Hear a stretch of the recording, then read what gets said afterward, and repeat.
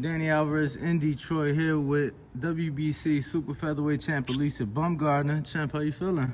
Feeling good, feeling ready. Appreciate you allowing me into camp right before the big fight. Very much anticipated. The announcement came and it took like forever for a date. How anxious are you to step into the ring? Man, I'm ready. This is my nature. This is what I do. This is what I do for a living. So I'm more than excited. You know, this is the fight that I wanted, and it's here now. So game time. There's been a lot of trash talk between the both of you leading up to this fight. I gotta know, have you seen the most recent interview with Mikaela and Brian Custer?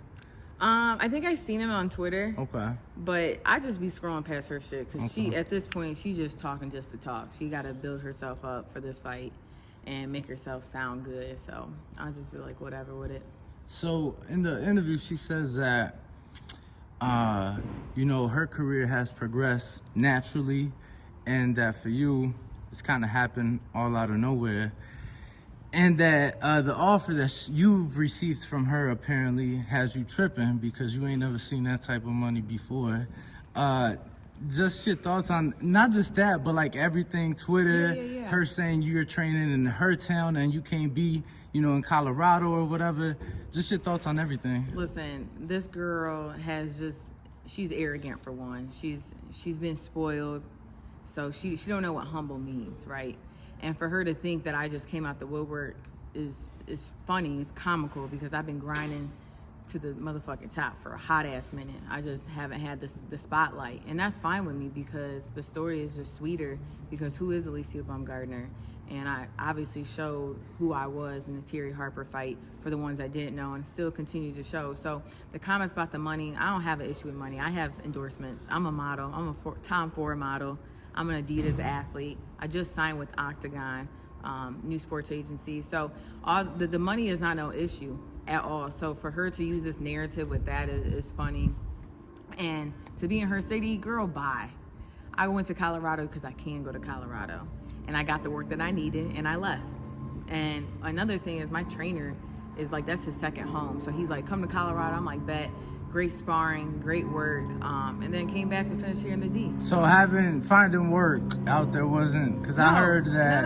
No. Okay. Listen, when you plugged in, you plugged in. When you know, you know. That's all I gotta say. Okay. And everybody that I sparred fought her, so that should tell you something. Now, in that interview with Brian Custer, she stated how obviously the Terry Harper knockout caught the attention of a lot of people, but how you believe that you'll knock her out, she says, but she's like, how's she gonna knock me out when she's not a pressure fighter? She's not gonna be able to get those shots off. Do you believe that you're one-dimensional how she feels you are with the boxing and that you're more of a counterpuncher? Listen, not a lot of people have seen me fight. You know, they haven't seen me in these top caliber fights. And so when you see me, you have to make adjustments. I have it all. I check all the boxes. So for her to have this one mindset that I'm just a one-dimensional fighter is completely wrong. But I'm gonna let her think that, because come fight night, she's gonna understand that she in there with a dog and that she's never been in there. She can't make adjustments on her own. She depends on her coach to make these adjustments for her. That's how I know she's not her technique is not as good as mine. Her skill level is not as good as mine. So we'll see. Now, in regards to that, what is it that Mikaela brings that you feel will have you making adjustments come fight night? Just anything. Like, I know if she comes forward, you know, I make the adjustment with that. Listen, like I said, I would dog walk her, so I'm gonna make her do what I want to do. Where's the shirt at, champ? You know, that was very creative. Right? I gotta give you that. It was very creative. Whose idea was that? It was my idea. It's just a reminder what I'm gonna do to this girl.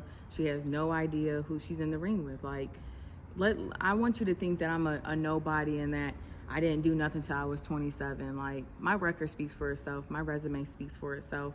And that's how I know you don't do your homework, because you just talking out your ass. What up, YouTube family? Don't forget to hit that like button. Subscribe to the YouTube channel. Help us get to that 1 million subscribers. We're on the road to 1 million.